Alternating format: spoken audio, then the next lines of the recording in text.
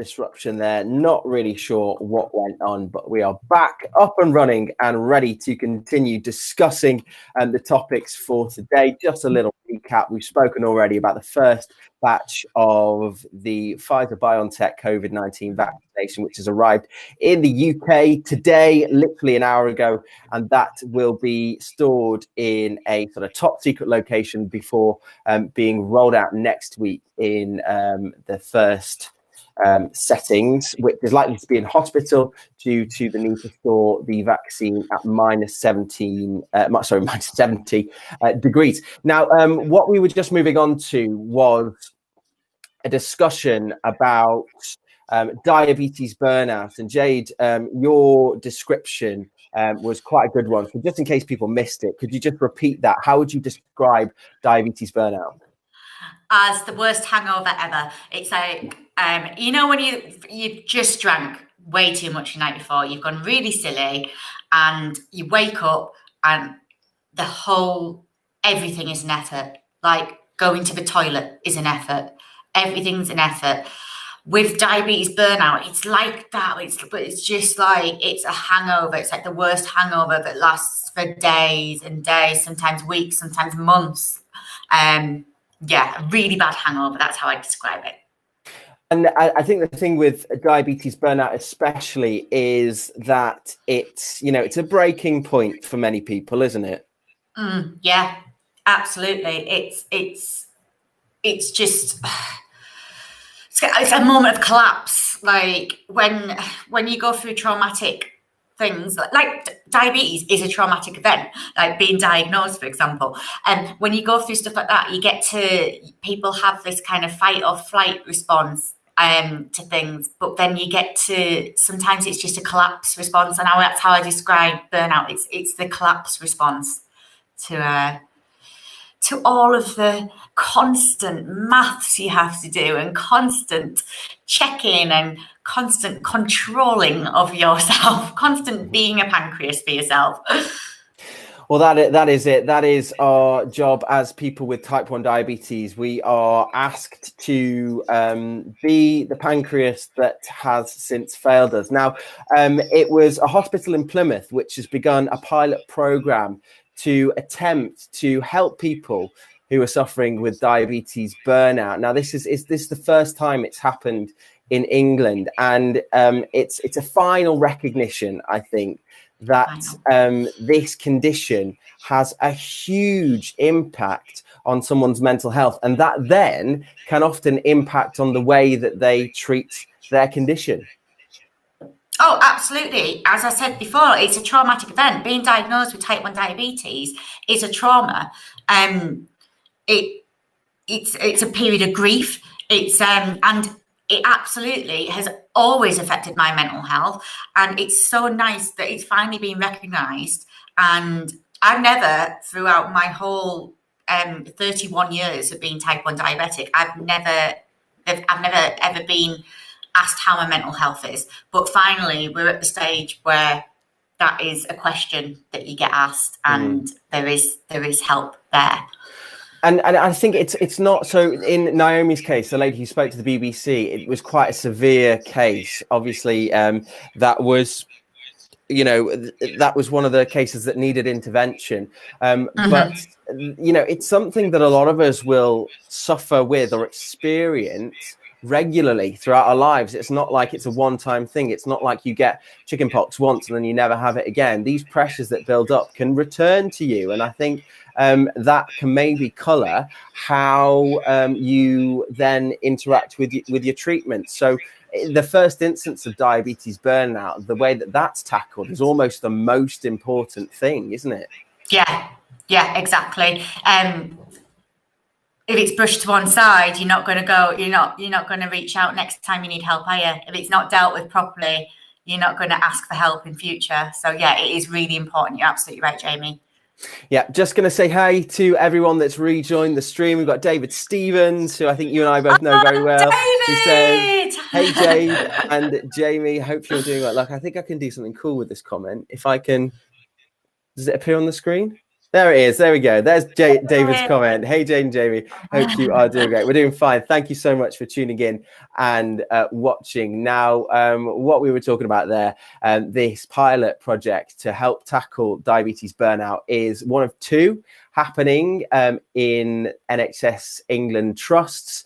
And this one in particular is happening at the Royal Bournemouth Hospital and has already helped the two pilot schemes, 70 people so far. Now, with 400,000 people living with type 1 diabetes in the UK, I'm sure there's a lot more to go. And if you've had your own experience of diabetes burnout that you'd like to share, then I'd be really interested in speaking to you for an upcoming podcast episode of mine. So if you're interested, then either find me here on Haps or wherever you're watching this on my social media accounts, DM me there, or if you want to, just email hello@jamielow.co. Now, sticking with NHS England, because they have they continued their scheme to give continuous glucose monitoring to pregnant women with type 1 diabetes after the initial rollout was delayed by the pandemic. Now, obviously, there's a battle, a war waging on between people with diabetes and the people that control the amount of money that's spent in the NHS and how that's spent on tech. But obviously, that's a huge step forward, and massive. And obviously, I will never experience pregnancy or living with type 1 diabetes, but I'm sure from what I know of pregnancy, having I was very small when my mum was pregnant with my brothers, but knowing the different effects on your body, that type 1 diabetes is just another thing to throw in the mix. And other people's experience with pregnancy can be different, so this is obviously gonna take a load off expectant mothers' shoulders, isn't it? Definitely, it would. If it was something that was on offer before I adopted my kids, I mean, when I'd say it would have had to have been on offer years ago for me to have considered it, because I already I'd set my mind it was going to be very difficult to have a baby with type 1 diabetes. So I decided from quite a young age that I was going to adopt. But if this had been something that had been available sooner, that may have been a different story for me, because it is. Absolutely. I mean, the research has shown, hasn't it, that it's the healthier the babies are healthier, the pregnancy is easier, and of course it is with that technology. And I'm lucky enough to have that technology anyway on the NHS. But the fact that it's been rolled out for all pregnant ladies to get the CGM, that is just brilliant. And I loved it, my Dexcom. Honestly, I think it's my favorite bit of tech. Don't tell Omnipod, shouldn't have said that. I love my Omnipod too. But it's a life-saving bit of equipment. I think it wakes me up when I need it. So I think it's absolutely very exciting and a massive step forward. And hopefully this is a step towards everyone being able to get CGMs on prescription from the NHS. I think it's a step in the right direction. Absolutely. Now, it is, like Jade was saying, a significant milestone on the journey towards greater tech access for people living with type 1 diabetes. And this particular one, as probably you and I, Jade, will know, it was made possible thanks to some JDRF research. Now, for a long time, CGM technology has been unavailable on the NHS for most people living with type 1 diabetes, including pregnant women. You really have to work hard to get funding, to get your CGMs prescribed to you. You have to show a case for it. But in 2017, JDRF funded research found, like Jade said, that both mother and baby were significantly benefited during pregnancy by the introduction of a CGM. And what that means, like Jade says, is an easier pregnancy and better outcomes and a better experience, because, although it can be quite a hard experience,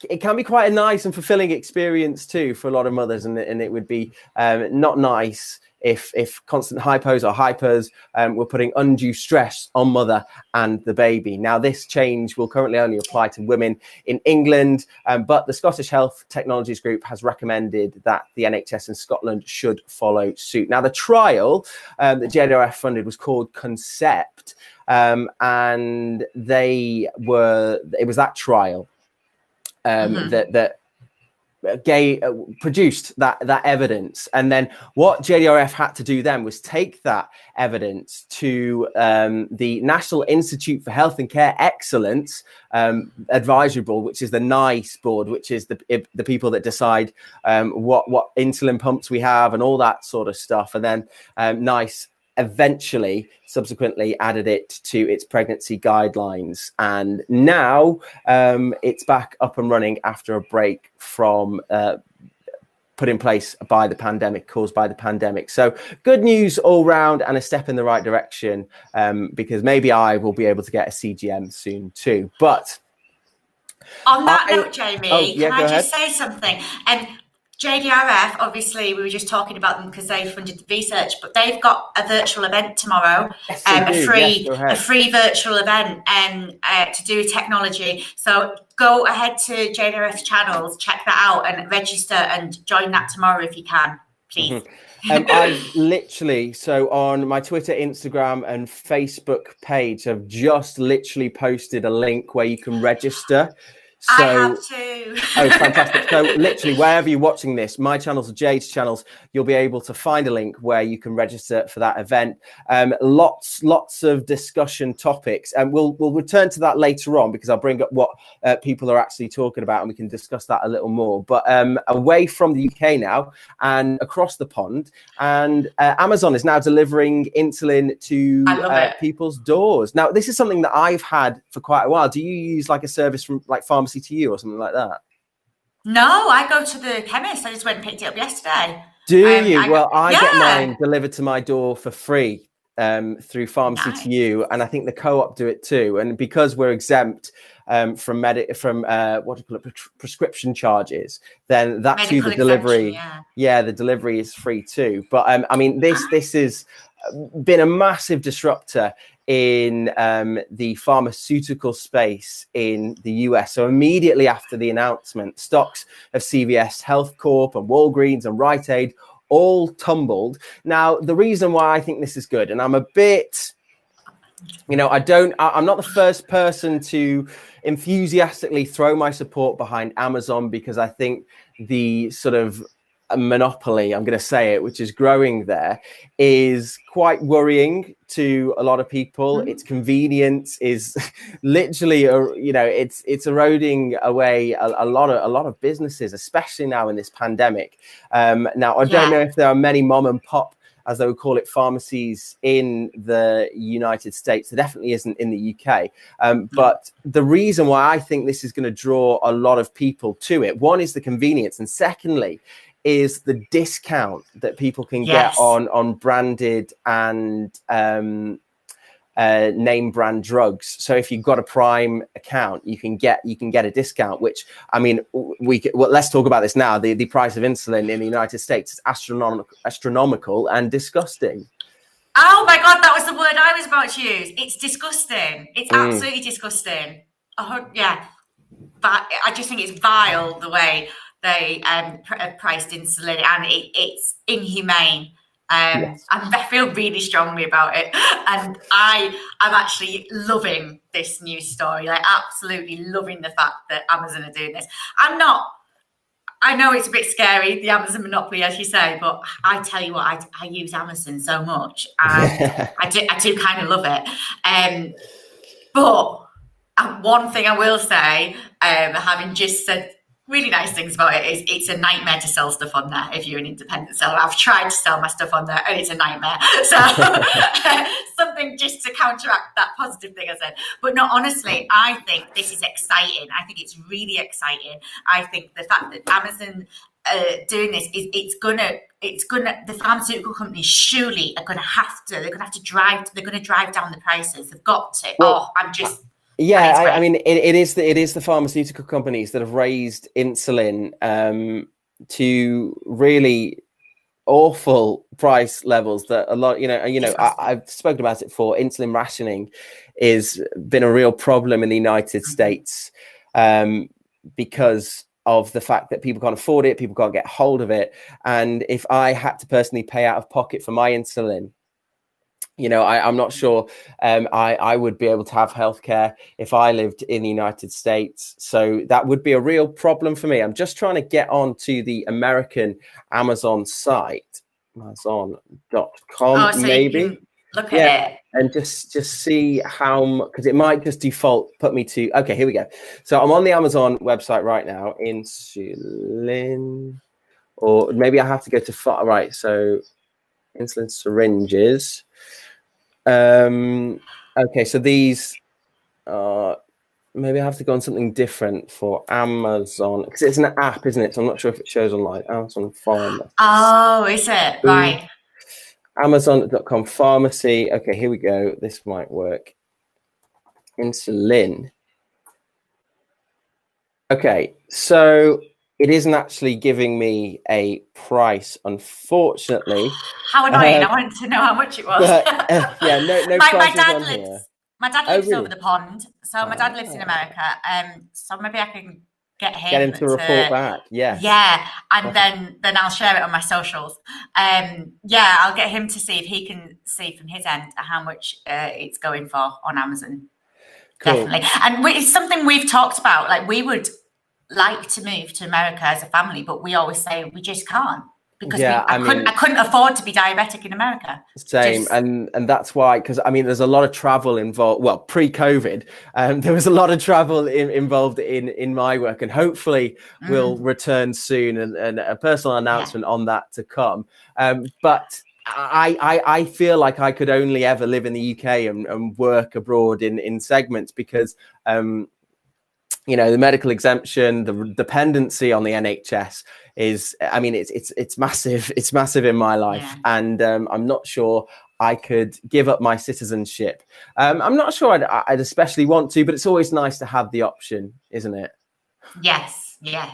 It would be nice if we could. I wish kind of Obama had been in office longer and had managed to get Obamacare in place, and then maybe it would have rolled out further than, but it didn't happen, unfortunately. Well, one of the advocates for type 1 diabetes in the States, is it Joe or Nick? Nick Jonas, that's the one. Nick Jonas, yeah, is doing quite a lot of good work on making it a politicized issue. It's not just a health issue. It literally is a political issue, and should be seen as such. Now, the month just past, November, is widely regarded as Blue November and contains World Diabetes Day. And Jed, I just wanted you to help me touch on how people were marking it over the previous month, because we celebrate World Diabetes Day within November, because that was Frederick Banton's birthday,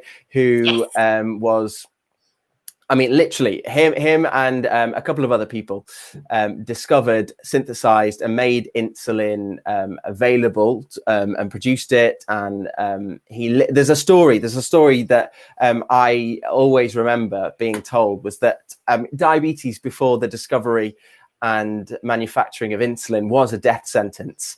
And you died as a child with type 1 diabetes. If you got it as a child, you died as a child. So there were wards where children were literally just being facilitated a comfortable exit to life. And in that ward, when he arrived with the first batches of insulin, he injected kids at one end, and by the time he'd finished injecting them, at the other end of the ward, the first kids were starting to wake up out of their coma. And that's it. I often think about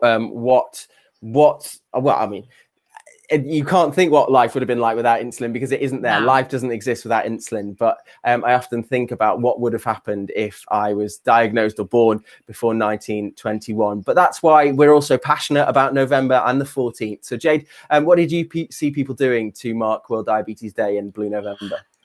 I did see a lot of painted nails. That was the Diabetes UK campaign, wasn't it? The painted nails. Yes. I saw lots of blue nails, and some people were very talented and had done some lovely artwork on them as well, and written very neatly on the nails.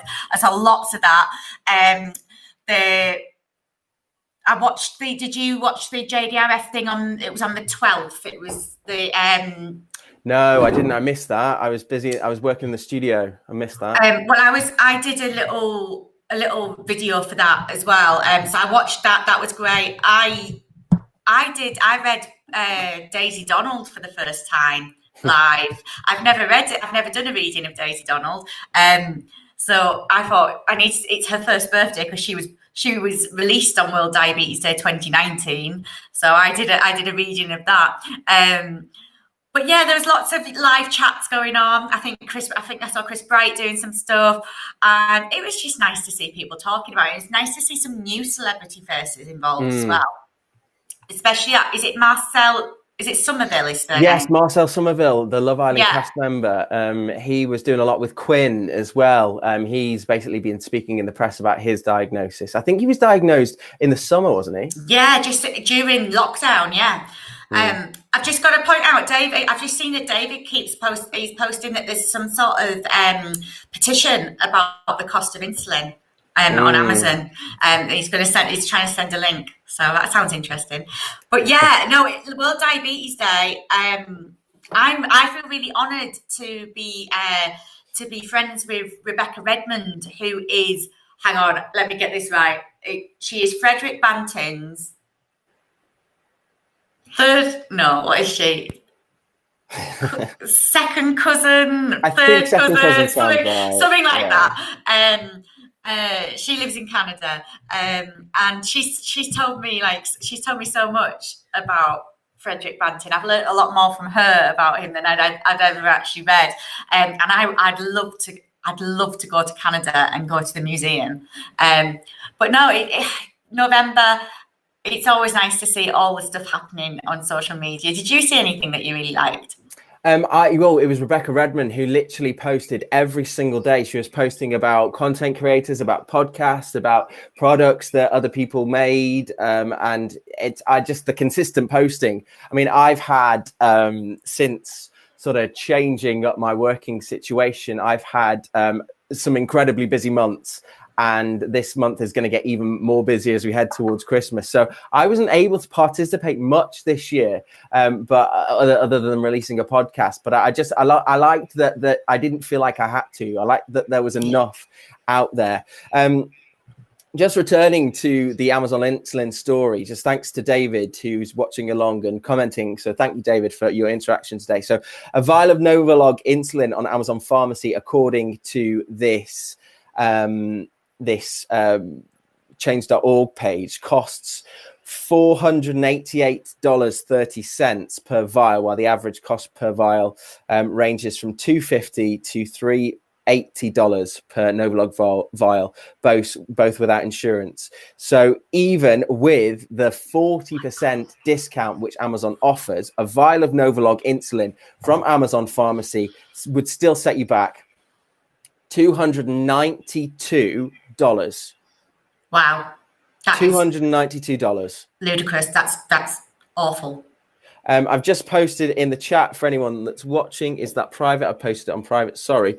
It's bringing it up in French. I'm not sure why. So signer la petition is sign the petition. That's what that means. Hang on. Haps isn't letting me post it. But okay, so there you go. I think you might have to copy and paste that into your browser window. But if you would like to affect change in the price of insulin, or attempt to at least, because what do surveys do, eh? But it's something, isn't it? Then that will hopefully be appearing in the comments soon, as long as the link sort of renders itself in the comment. I'll make sure that post. But thank you, David, there it is. So sign the petition there. It's in English now. And thank you very much, David, for making us aware of that, because $292 is a 40% discount, but it's still way too much to be paying for a drug that you literally need to survive. You'd have to stop eating carbs altogether, wouldn't you? Well, yeah, you'd have to stop doing something. Maybe, sell a kidney to make up for your pancreas's. Oh, did it not post again? Oh no, it's definitely posted. It's definitely posted. I can see it. Oh, it's just me. It's just me, guys. Don't know what's going on. Where's Jamie gone? Well, I was going to say that. Hi. There, he's back. I was going to say that the other alternative, in terms of being able to afford insulin, is the sad thing that we keep reading. We keep reading about people dying because they can't afford insulin. I mean, 200 and I can't believe that's a 40% discount. $292, yeah. It's awful. It's wrong. It's absolutely wrong. It's inhumane. Yeah. And it's worth saying that Sir Frederick Banting didn't. Oh yeah, exactly. Didn't get a patent for his discovery. He made it freely available for everyone. And the actual cost in developing insulin is around $3 to $7, as that change.org website page showed. So there's no real reason, really, is there, for it to cost that amount of money. It's pure greed on behalf of the pharmaceutical companies, I think.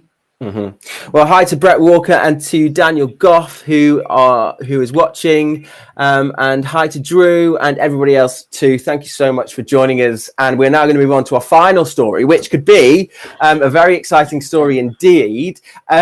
Canadian scientists say that they have found a potential cure for diabetes. A team of researchers from the University of Alberta say their approach has been successful in reversing the condition in mice, and now they are hoping that it will translate into humans. A team led by Dr. James Shapiro has been able to consistently reverse diabetes in mice using a process that involves the patient's own blood and turning that into insulin-producing islet cells. So speaking to a Canadian news network, James Shapiro said, we're at the point where we can reliably manufacture insulin-producing cells from patients' bloods who are type 1 or type 2 diabetic. And they have been doing that now for the last few months in the lab. So this is obviously an incredible development. So if these mice are cured, that means we could be next. Yeah, you know what, Jamie? I said before, I'm an optimist. But I just feel a bit pessimistic about this. I just feel like it can't be real. And I think that's because it's been 31 years of them working to find a cure, and it always being a certain amount of years off, and then it never happens. So maybe I just don't want to get my hopes up too much, I think I don't want to get my hopes up because I don't want to be disappointed. What do you think?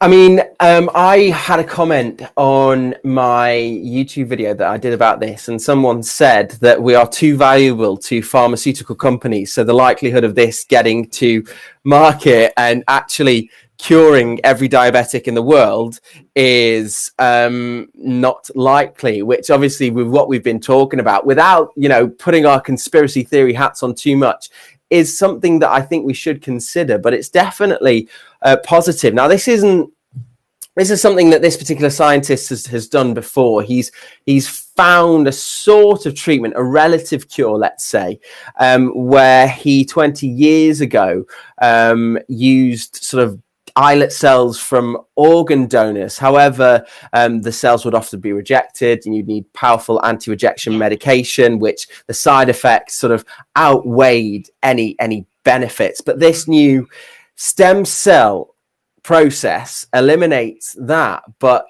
there's much more research before this can be made widely available. But I mean, I remember hearing a story of a similar process in Israel. I think Israeli scientists, I think it was something to do with donor cells from pigs, which achieved the same issue. Do you remember something about that, Jade, or is that just me? Actually, Jamie, I don't. Doesn't mean it didn't happen though. Yeah, I definitely remember something like that. Recently, it was a potential diabetes cure. But obviously, if it's a stem cell and it doesn't need sort of anti-rejection drugs, then it's probably the most viable treatment for this sort of cure. Colin White says, if it's real, the diabetes cure is very exciting news. And I think David is 100% agreeing to the fact that this maybe isn't in the benefit of pharmaceutical companies. But I don't know, what do people in the comments think? Do you reckon this is something that will be absolutely something that we can expect to see in the future? Or are you slightly pessimistic like Jade and myself? Let us know in the comments box below. But Jade, let's return to the event tomorrow that diabetes are doing. It's a JDRF. Sorry, that JDRF are doing. Yeah. It's a fusion event which generally talks about tech. Is that right? Yeah, it's a tech event. So let me I don't want to like misquote anything. So I'm just getting it up on my phone so that I get it completely right. But yeah, it's about technology, and I think it starts at about 10 o'clock in the morning. It's completely free to register to. Here we go. Right. Here we go. So it's called JDRF Fusion. It's a free online event, type 1 diabetes technology and devices for experienced users. So it starts at 10 a.m. and I've shared it on my socials. You've shared it on your socials. So people should head to Jamie Lowe TV and head to Pricks Official, and you'll find the link to it. But it's a free event, and it's purely to talk about technology. And I think it's really for people that already have the technology. But it looks exciting. It looks like it's something interesting to do. We ain't got much going on at the moment, have we? Well, just a couple of the speakers. So we've got Ben Smith from MDI to insulin pump. We've got Tim Street talking about looping, which is where you sort of make your own sort of artificial pancreas. And we've got Conor McKeever talking about research, and who else? We've got Nerdabetic as well, who is a very popular diabetes content creator, talking about his personal experience of managing apps. So if you are interested in that and more, then register using the link, which I will post in the chat, I think, that's a good idea, to help you get there quicker. But Jade, just to wrap things up then, because we are approaching 7 o'clock, so nearly out of time. You have been fairly busy over the pandemic with making Pricks sort of online and interactive for the first time ever, haven't you?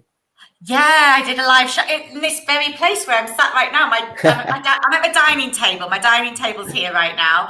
I had to put the dining table in the garden when I did the live show because I have my Pricks set here. But yeah, I did a live online show to raise money for JDRF, because that's what panicked me, was the fact that charities that are medical related charities, they're not getting any support from the government. They've not had any support throughout the whole lockdown COVID situation. They did have the furlough. They had the furlough, but I mean, that's but what I mean was not money for research. The grants. They couldn't get the grants that businesses could get. So I panicked because I had 3 UK tours cancelled, and I would normally make, when I do a show, people are so generous after the show. The amount of £20 notes that get put in the bucket after they've seen Pricks is ridiculous. So I thought, well, there's a lot of money that I'm not going to make for them that I normally do. So I thought, do an online show, made over £2,000. It was great. Wow, that's great. But I do feel like I'm really missing it now. I got to the point, a bit like with diabetes, like sometimes you have a bit of burnout. Well, because I wasn't doing it, I feel like I had a little bit of Pricks burnout. Not because I was doing it, because I wasn't, which is random. It was more like, but now I need to, I've got myself back on the right track. Theatres are rebooking it for 2021. So hopefully back on the road with that. But yeah, I try to keep myself busy. I do. And are you planning to head to the southwest of England? Yes. Bristol you're in, aren't you? Yes. Where am I? I think the closest I am to you again might be Cheltenham. Oh, that's close enough. I'll be there. Is it? Okay, great. I've done Cheltenham twice already. But yes, and I think it was sold out actually, Cheltenham. So yeah, you might need to get booked booking fast. Well, send me the link, and we'll do lots of promo about it. I think that's the closest to you. I'm trying to remember. Well, it's only up the road, so I can definitely get to Cheltenham. So just want to run through some comments. So Gemma Davison says, "Yep." Oh no, I've tried. Oh no. No, what I want to do is this one. I want everyone to see it. So Gemma Davison says, Maxwell, type 1 age 8, tells people that he might get a pig implant in his leg. That's the story. So what it was is, I can't remember it completely, but it was a transplant of something into the leg, which was a similar sort of thing. But it sounds like this Canadian version of that is maybe a more sustainable one. Daniel Goff says, definitely a cure. Yes, it does sound like it would be a very viable cure, but whether that will get to market, who knows? Nerdabetic says, big love. David Stevens says big love to Nerdabetic. So that is about it. Thank you, everyone. Oh, no, there's one more. There's one more that I want to show. David Stevens says, well done, Jade. We need you in Wales. I should have been there in September. I should have been in Wales. But never mind. I will be in Wales. I promise you, David. Promise you. Okay, we've got a few more minutes left, Jade. So why don't you do a little bit of plugging for yourself? You're wearing one of your products. I mean, every opportunity is a marketing opportunity. Yes, absolutely.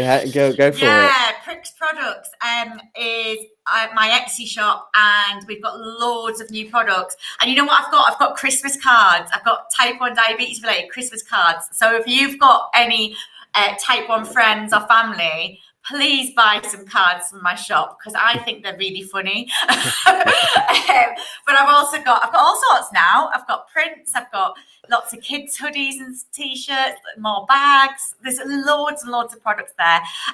So yeah, head along, and we're about to do some bundle deals where you can buy, I think they're going live next week, where you can buy a hoodie, a t-shirt and a bag so yeah, keep an eye on them for Christmas. But yeah, that's what basically I can't do my show at the moment, so I can't make any money from acting really at the moment. So I've been trying to make money from selling my merchandise instead. So please help support that and head to Pricks Products on Etsy. But yeah, and give me a follow, everyone, please, on all social media. I'm at Pricks Official. Give me a follow on there, and thank you. Lovely stuff. Well, Jade, it's been fun. We should do this again. I think Haps enjoyed you, and I enjoyed speaking to you too. So you'll see me and Jade popping up again in the future to talk about, who knows, maybe not just diabetes things, maybe other stuff too. But if you'd like to get involved and become your own Haps reporter, then all you have to do is go to haps.tv. It's a really easy process. Download the app to your smartphone or device, and you can literally begin broadcasting across your social media platforms and the Haps platform in an instant. But that is all from me and Jade. Thank you so much for watching. Thank you for all your comments and interaction tonight. It's been great to have your company. Jade, been great to speak to you too. Let's do this again sometime. And that is it. Jade and Jamie out. Bye-bye. Thank you.